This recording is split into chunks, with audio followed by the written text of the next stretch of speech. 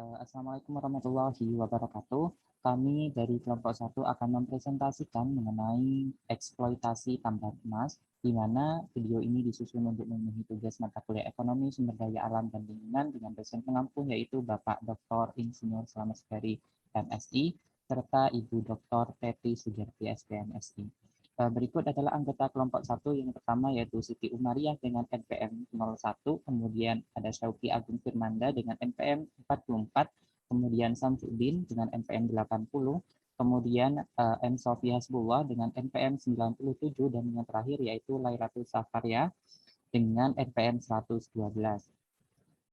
Berikut adalah potret eksploitasi tambang emas yang terjadi di Indonesia.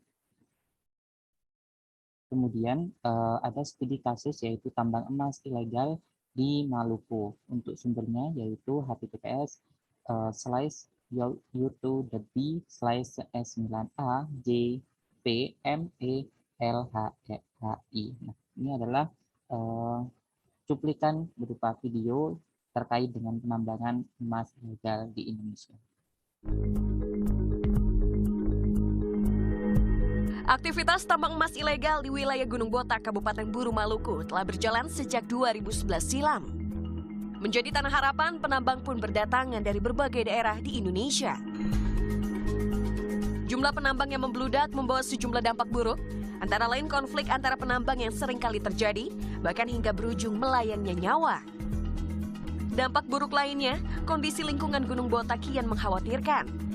Aktivitas tambang ilegal yang menggunakan kimia berbahaya seperti merkuri dan sianida telah melampaui ambang toleransi dan berbahaya bagi lingkungan.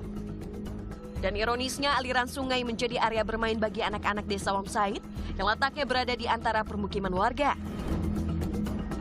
Hasil penelitian Universitas Patimura Maluku 2014 lalu, temukan data 30% biota laut di Teluk Kayeli juga telah terpapar merkuri yang melebihi batas standar nasional, yakni 0,5 mg per 1 kg sampel. Puluhan kali kawasan Gunung Botak dibersihkan. Puluhan kali itu pula penambang tak jera untuk kembali. Di tahun 2015, penutupan tambang emas liar di Gunung Botak bahkan berujung bentrok dengan aparat. Masa mendorong aparat, meski penutupan penambangan merupakan instruksi langsung dari Presiden Joko Widodo. Ini jadi pekerjaan rumah, tak hanya untuk pemerintah Provinsi Maluku tapi juga pusat, agar penertiban tambang berlaku tegas, memberantas praktik pungli yang terindikasi libatkan oknum aparat dan juga pemerintah. Langkah tegas yang harus disusul dengan rehabilitasi lahan. Tim Liputan melaporkan untuk NET. Dari video yang sudah kami review di channel YouTube, nah jadi ada beberapa permasalahan, yaitu penambangan emas secara ilegal ini menimbulkan beberapa permasalahan di Kabupaten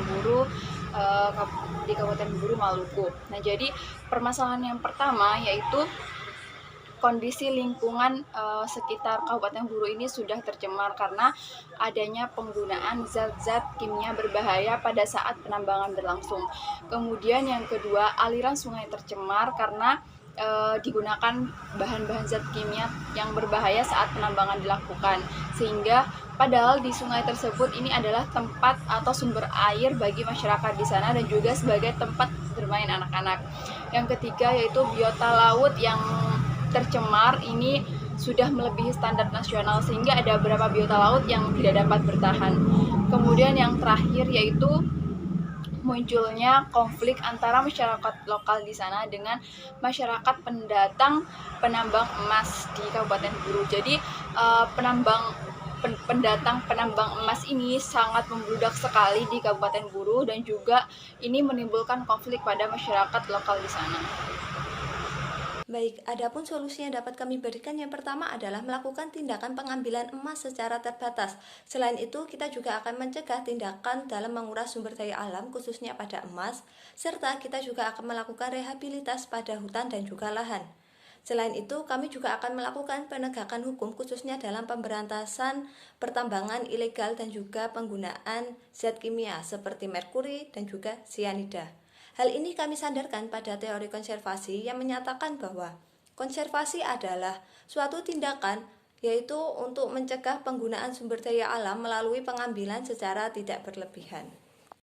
Untuk solusi yang selanjutnya yaitu solusi nomor 3, sama halnya dengan nomor 2, di mana pemerintah mengupayakan tindakan tegas terhadap pertambangan ilegal ini disertai dengan upaya atau merumuskan langkah-langkah yang harus dipertimbangkan seperti alih profesi para pekerjanya menjadi profesi-profesi di luar pertambangan tersebut. Selanjutnya yaitu solusi nomor 4, yaitu pemerintah dapat bekerja sama dengan perusahaan di mana penyelesaian konflik dapat dilakukan melalui program CSR partisipatif.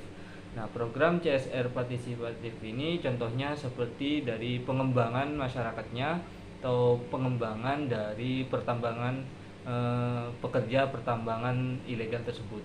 Selanjutnya yaitu peranan stakeholder. Dalam kasus yang kami angkat ini terdapat tiga kelembagaan yang terlibat sebagai stakeholder. Yang pertama yaitu peran pemerintah. Dalam kasus ini pemerintah perlu melakukan suatu pembentukan hukum yang tegas.